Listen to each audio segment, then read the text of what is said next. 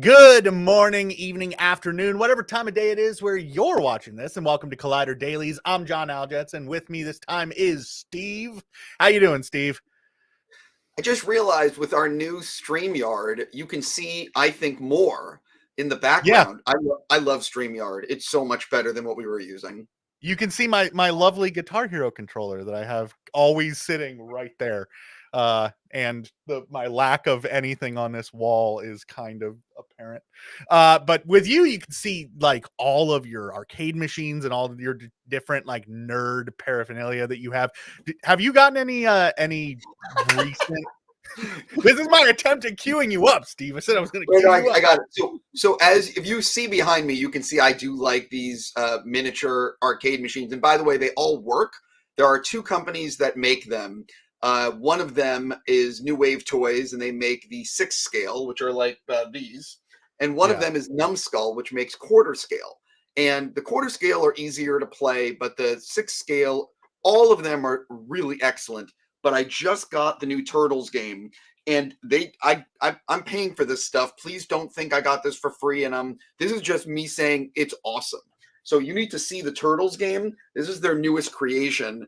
This is Numbskull, and That is it's the 4 player like arcade game back from the day, and you can play 4 people at the same time. It is like a miniature. It's incredible. Like I I couldn't cannot say imagine enough. 4 people crowded around that. Like, I mean, Oh no, okay, no, I no. actually can. Yeah, I no, can't I wouldn't imagine. recommend it, but like for 2 people, it's totally cool. But Yeah. it's just the level of detail on it is incredible. It's really like Numbskull, you did a great job. Those things are really awesome, and every time that we're on a call and I'm looking at your background, like, I get a little bit jealous. Closest thing I have is I have this little, Mrs. Pac-Man. It's about this big. It's in my living room, otherwise I'd show you, and it's fully playable, but it's, like, just a little miniature, like, really, really small. It's honestly not worth playing, but awesome stuff. I just have just this behind me. It's far less exciting looking. Yeah, the thing to know, and then we'll jump into the obviously we'll get off this, but like when I was a kid, the one thing that has stayed with me is my love of arcade games and pinball since I was a little kid. And when I was a little kid, I dreamt about having like an arcade where I could, Yeah. have machines. But the problem is they're gargantuan. I don't have the space, and this is the next best thing because I can play them, and but they fit on the shelf. Yeah, I do have the space for an arcade machine, and I've been debating building one myself because in my free time, what I do is I do a lot of like woodworking. It's kind of like my away from work hobby. Gets me away from all media and just I'm off Sure. doing something. And so I've been thinking about building a full size cabinet, and I'd put like a Raspberry Pi and be able to put like every game on it. But I just haven't had the time to do that because we lead very very busy lives, Steve. Uh, Well, 100%. And I will tell you, there's a lot of MAME cabinets out there, and you have yeah. to then decide, is it worth me spending like countless hours building one or like paying a certain amount of money to just have one that everything is working? But anyway, it's just something Yeah, to yeah, think yeah. about. If you guys would like an entire show about arcade cabinets, just let us know. But anyways, today on Collider Dailies, we're going to be talking about a whole bunch of stuff. We're going to talk about Andrew Garfield leaving the Frankenstein project. We're going to talk about Stranger Things season 5 starting production. But first, we're going to start the show off with some box office numbers. This is the first full box office weekend of 2024, and it was underwhelming, to say the least. I think is the best way to put that. The only like major release on Friday was Night Swim. That was the only like noteworthy thing that hit theaters, and it opened at number 2 behind a movie that's been out for about a month at this point. Right now, domestically, Wonka was sitting at number 1 with a $14 million gross over the weekend, and Night Swim on its opening weekend pulled in $12 million. Number 3 was Aquaman at the Lost Kingdom at $10 million, and behind that was Migration at also $10 million, but a few $100,000 less. Did you see Night Swim, Steve? I did see Night Swim. What did you think about it? People have been pretty much hating on it. I did not hate it. I thought it was fine for what it was, but I'm also not the horror person. Like I'm not a scary. Like people think I love scary movies. That's just not my genre, and that I clamor to go see.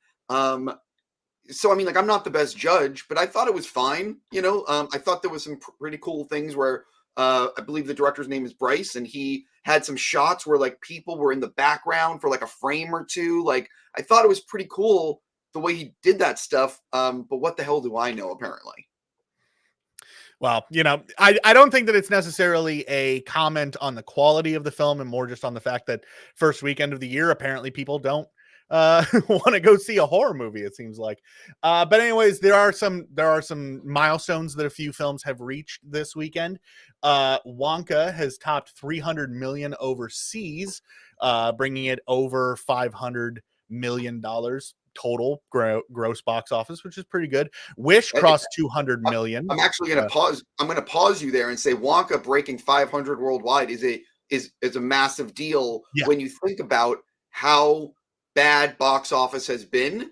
Like 500 million now might as well be the new billion. Like nothing is getting there. So it's a great accomplishment, especially because I think a lot of people, when Wonka was being developed and before Wonka came out, I don't think a lot of people were that excited about it. I didn't get that vibe. So 500 million is great. I get the vibe that people still aren't that excited about it. It seems like it's one of those, like it's doing really, really well, but I don't hear anybody talking about it. Now, Steve, the thing that I want to ask you, because we haven't had a chance to have this conversation because we haven't done a lot of shows yet. Why do you think the box office numbers are so low over the last year? Like, what do you think is affecting people going to the theaters? Well, first of all, there is less, and I hate using this term, but there's less product in the marketplace. Number one, and if you look at 2024, it's bad.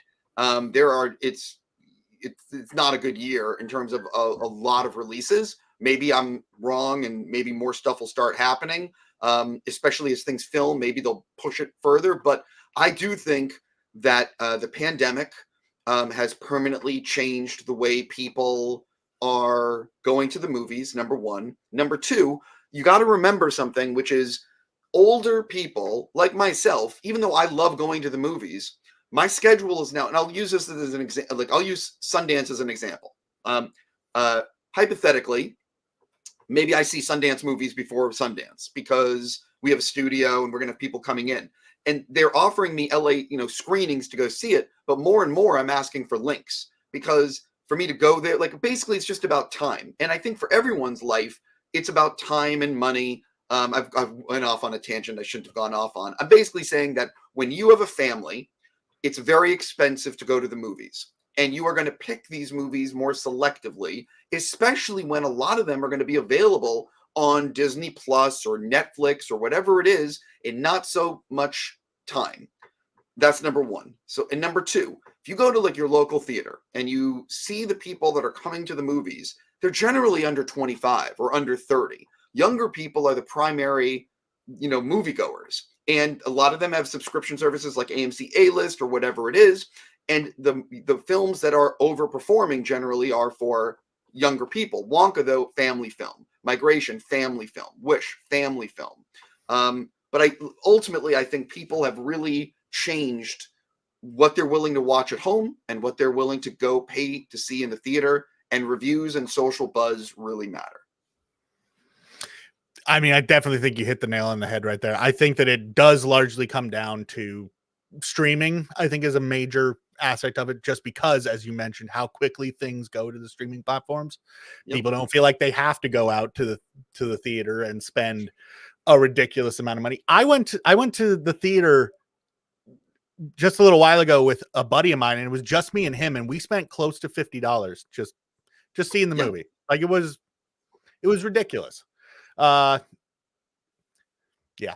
a pretty major bummer. I'm going to say that if you live near an AMC theater, I have AMC A-List, which is like $25 a month, and you can see 3 movies a week, and it's fantastic. Like I cannot recommend it enough because, and again, I just use AMC, but there's other chains and there's other things like that. Regal is like my local regional theater chain, and they have something very similar as well. Yeah, I mean, just to let you know, if you're not signed up for one of these, you can see IMAX, 3D, Prime, whatever theater you want to go to is part of your subscription. So there's some months, I'll be honest, I don't use it at all, and there's other months where I use it a lot. But I'm giving the money because I want to support AMC and the Yeah. movie going experience. But it's a fantastic program if you like going to the movies. And it's much better than Movie Pass ever was. Oh, for sure. Also, I love that you can just see anything, IMAX, whatever. It's all one price. It's $25 a month. Which is pretty awesome. So go out there, see some movies, help out those box office numbers a little bit. Let's move on to our next story. So Guillermo del Toro's Frankenstein, I'm screwing up here this morning, has a little bit of a casting shakeup in that Andrew Garfield has had to drop out, reportedly due to scheduling conflicts, and Jacob Elordi is taking over the role. Jacob Elordi, of course, from Saltburn and Priscilla, and I'm trying to think of other stuff that he's done. He's done a few other things. He's also your Euphoria. Oh my, can I pronounce that? Euphoria. Yes. He's an incredibly talented actor, so I don't see any downside to this casting change. Steve, how do you feel about this? You were actually the one who brought this story to my attention, so I'm sure you have some thoughts. Well, first of all, Andrew Garfield is an incredible actor, and obviously I would have rather had Andrew in the role. Saying that, Jacob is also a very good actor, and if I'm being honest, he has more buzz with younger people than Andrew Garfield does. So in terms of like getting other, Saltburn is blowing up on Prime Video, and it was talked about. It's one of those films that's starting to break through in terms of a lot more people talking about it, and it's constantly number 2 on Prime Video. So I think in terms of getting people to watch the movie, Jacob's casting is great. Also, they announced, Christoph Waltz and a whole bunch of other people, but ultimately, it's Guillermo del Toro. Like, you could put 5 actors I've never heard of in this movie, and all you need to say is Guillermo del Toro's Frankenstein, and I will be there the second I'm able to watch this movie. I mean, Guillermo is a master filmmaker. I have nothing but, oh my God, I love his work. And the fact that he's getting to make this, and Netflix is letting him make it, which means he's going to have creative freedom to do what he wants. I'm over the moon about this. And so if Guillermo's happy with Jacob, I'm happy with Jacob. I do have to say, I think that Del Toro doing a Frankenstein, I think that is the most perfect combination I think I've ever heard. Like, I cannot think of anyone who I would want to see do Frankenstein more, honestly. And Elordi, I will say I liked him in Saltburn. I haven't seen Priscilla yet, and I don't watch Euphoria, so I don't really have too much of an opinion on those. But I did like him in Saltburn. I think he did a great job. So I have faith that he's definitely going to be able to do a pretty solid job. It is, as you said, it is a little bit of a bummer seeing Andrew Garfield drop out, but hopefully whatever Andrew Garfield is doing that has caused a scheduling problem is going to be just as entertaining and just as fulfilling for him. So here's to hoping with that. I was going to say that I think that this year you're going to hear a lot more of this. Even like, Steven dropped out of Thunderbolts. I need more coffee. The fact is, there's a lot of production starting up this year, the beginning of the year, middle of the year, because of the strikes. So there's going to be a lot of people pulling at people, and it would not surprise me if other, casting developments happen just due to scheduling, and people deciding what's their number one project, Yeah, we're very much going to see a lot of instability in projects right now, as we're starting to feel a lot of the effects of the strike. That is a very good point. But one production that is seemingly not really all that much been affected by the strikes. It probably has. It's been affected, I'm sure, a lot. Is Stranger Things season 5. That's just my really bad segue. Season 5 of Stranger Things has officially started production as of this morning. We received the news via a wonderful Instagram post, which I would show you if we had queued it up, but we didn't. So this is what you get. It's on Collider. You can go to the site and see the article and see the picture. It's currently one of the top stories that's on the page. So you can just go to collider.com and check it out. It's really not hard to find it. Yes. So season 5 of Stranger Things has started production, which means that we are probably not that far out from getting the actual season.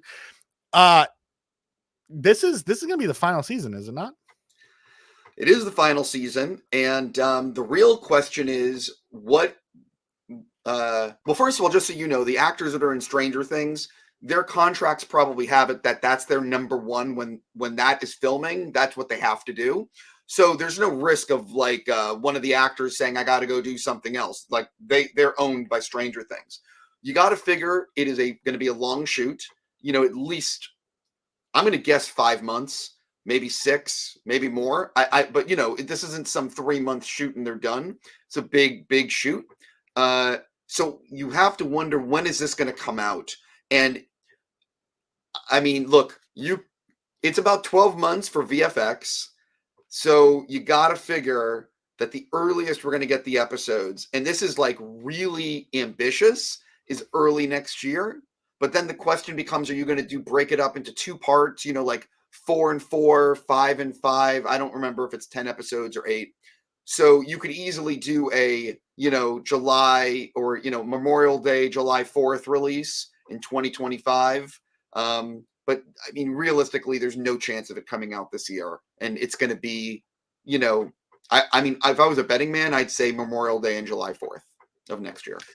I definitely do think that is a solid prediction because, these things take a lot of time, and especially with Stranger Things, Netflix is gonna want to put in the time and the effort to make sure that it is as good, because this is Netflix's baby. Like, Netflix subscriptions jump every single time that there is a new season of Stranger Things. So the last thing that they want is for the final season of the show to be a dud. First of all, I don't think there's any chance of that. But the only good thing about the strike is that they were, I'm assuming, able to finish all the scripts for the final season once the writer's strike was resolved. So they're going into shooting, I would guess, with every script done and with the Duffers being able to be, there for everything. And I would imagine they're going to nail it, because every season of Stranger Things has been excellent. And, if they stick the landing on this, which I'm assuming they will, it's just a great show. Like, and people rewatch it, and you know what I mean? I really believe in this one. I do think that it would be a cold day in hell, I think, before Stranger Things season 5 is anything short of great. But it's going to be a while before you see it, is the point that I'm trying to make here. So don't get too excited. Just, temper yourself so that you don't spend the next year and a half or whatever with anxiety and freaking out. Anyway, I'm just happy it's filming. It's a show that I love watching it. Sorry, my chair. And I love watching it, and I really am looking forward to seeing the final season. And, I'm sure you guys, or maybe you know this, but there's a rumor that Frank Darabont is directing some of it. Season 5. He hasn't directed anything in a while, and I'm hoping that's true. But hopefully they will announce that soon. That would be amazing to see, but I'm not going to hold my breath on that, just because I don't want to get too excited for something that might not be true. But yeah, so check it out. We'll have any news as it happens on collider.com. So if there's any further production information, it'll be there on the site. So be sure to go ahead and check that out. You can also read about anything that we talked about today over on the site. So go ahead and get over to collider.com and read some articles, click on some links, have a good time.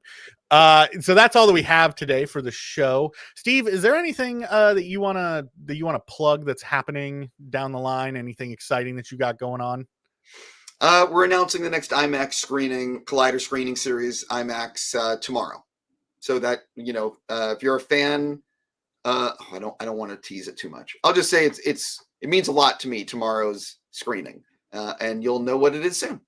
Yeah, pay attention to collider.com for that, and also Steve's social media is a good place to be looking for that. So check that out. The screenings, again, as I said on Friday, I am often jealous that I don't get to go because I'm so far away. But maybe someday I will travel down to catch one of the screenings. So be sure to. How close are you to New York? I am significantly closer to LA than I am to New York, because I'm in Washington State. So there you go. We might be doing something in New York at the end of the month. I'm still working on it. I don't know if it's going to happen, but I was just curious. Well, definitely check out, no matter where you are, check out a Collider screening if you get the opportunity. There are some in LA, some in New York. Just, pay attention to the socials and to the website and all that, and you'll get the information. So yeah, with that, we will end the show. Tomorrow is, I believe it's you and Perry, correct? F that. I'm out. I'm not doing it. It might be. Yeah, I'm doing it tomorrow. Yes, looking at the schedule, it is Perry and Steve. So be sure to come back tomorrow for more of Steve and less of me. Yeah, we'll have a good time. Have a great rest of your day, and we'll see you next time.